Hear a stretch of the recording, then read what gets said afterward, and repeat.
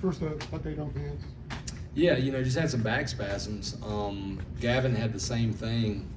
I don't know if it was the hotel bed or what. He felt really good yesterday. He felt fine for the most part this morning.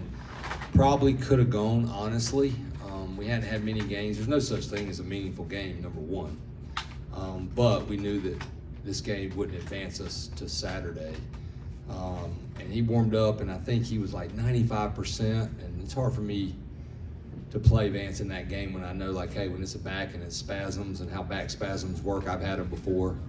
If you can rest it a little bit, get treatment, chances are pretty good you're going to be ready to go the next day. So it was more my call than Vance's. He wasn't real happy with it, but I wanted to make sure he was ready to go tomorrow night. So probable? Oh yeah, absolutely. Given what he went through last year at this time with the back, I mean, was that in any way an ominous sign for you? I think some people, when they saw back, kind of got concerned. Yeah, I mean, obviously, the word concerned is good. I try to work with our guys on not worrying and not being anxious, because that's kind of how it is in today's society, and just trusting and believing. And he's been through all that, and it's a totally different feeling. But it's nature to scare you a little bit, and I saw that on his face. But he also knew there's a big difference in what he felt then to what he was feeling now, and he was even available to pitch hit. But I just wanted him to rest it and only use him if we had to. Scott, what's it say about the focus of this group that you deal with Honeycutt being out, and then you got the big game tomorrow against Wake, and yet you guys come up and put a 4 spot out there right away in this group? Yeah, this group, I wasn't concerned about that. They respect each other too much, and there's no such thing as a meaningful game. You get the opportunity to play, and you can't just flip the switch and be ready to play next Friday in the NCAA tournament. You have to continue to keep getting better. And you also have some really good players that were in our lineup last year that may not be in the lineup, and if you're not ready to play, that's disrespecting them as well, because they want to be in the lineup. But that was a great example of our team, and all ACC returner that he's just scuffled, and Jackson Vanderbrake stepped right in there and had a great night for us, a great day.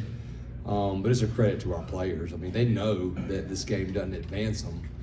But this team has not taken days off, and I didn't expect them to do that tonight. That's for sure. They're playing when the game starts. We're playing to win. Was there ever a consideration to save Jason for tomorrow, or was it always he was going to pitch today? No, there really wasn't. Once we made the decision that our off day was our off day, we wanted to try to keep him and Sprague as close as we could to the rotation. If anything, maybe give him, because this last week he was on 1 day short rest. This week he was on 6.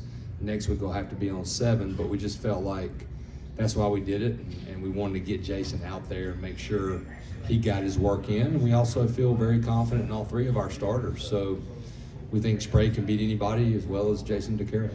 With your starters and bullpen pieces in particular, how do you balance, obviously wanting to win the ACC this week, but also looking ahead to what's to come in the following weeks? Yeah, I mean, if you look at this, and I talked to our team about it, you have a chance you're going to play 4 games in a row in a regional. The regional is the hardest thing in my coaching to win.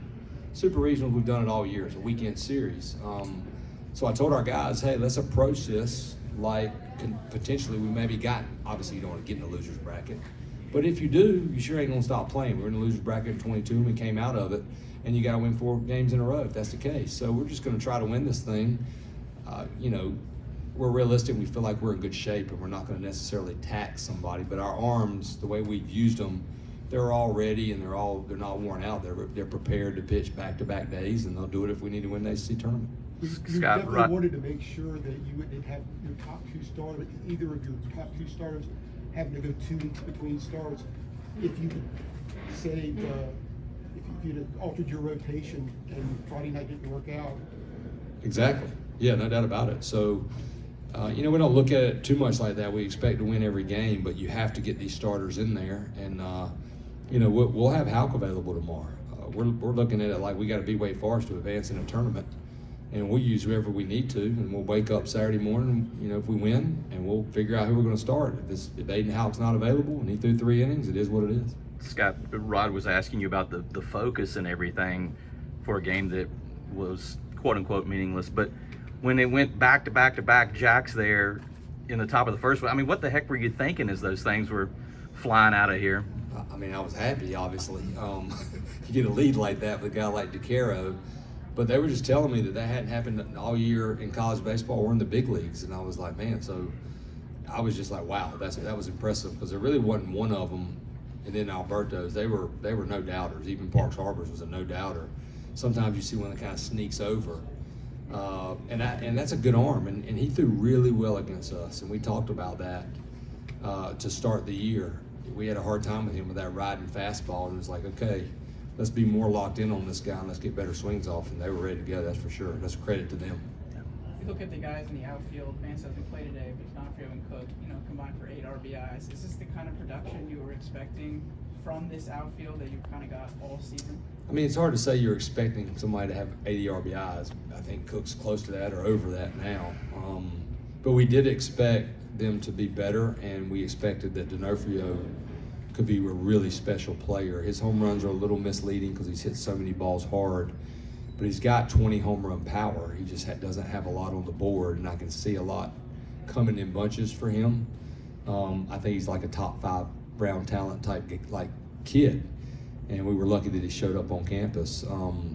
But man, they've been impressive. That's and then Gavin goes out there and plays a great left field. So there's some depth on this team, and guys don't care where they play; they just want to win.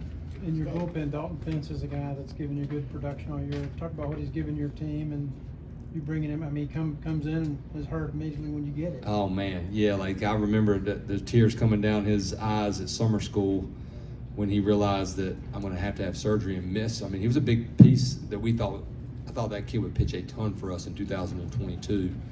Loved him in high school, bulldog mentality. Pitched for the same for Bobby Dale. Chad Flax High School, same type kid, tough, hard nosed, and to watch how hard he's worked and to have the year he's had. I think him and Bellison for Duke are the best 2 relievers in the league, and he's been a huge part of our success. His numbers are really impressive if you really look at them. What kind of feedback do you get about his future? I mean, do you think you'll be able to keep him, or he'll be going on? I think he's going to get the opportunity to sign, and we want all of our kids. Their ultimate dream is to pitch in the major leagues, and we want that to be the case. But who knows? Dalton loves UNC. He's on track to graduate. The draft is trickier now with only 20 rounds, and I feel confident that our guys love UNC and they love our program, they love our culture, and they have no problems coming back. So if he's picked high enough, I'm sure he'll sign. If not, I'll sit down with Dalton and his family, and I'm going to support whatever they want to do. But if that boy wants to come back, I'll do everything in my power to make it happen. I can tell you that. What's the game plan for Chase Burns tomorrow night? 6 homers, just hit 6 homers like today? That would be nice. Right. You know how good he is, but the game's the game. We played Wake Forest. They're a really good team.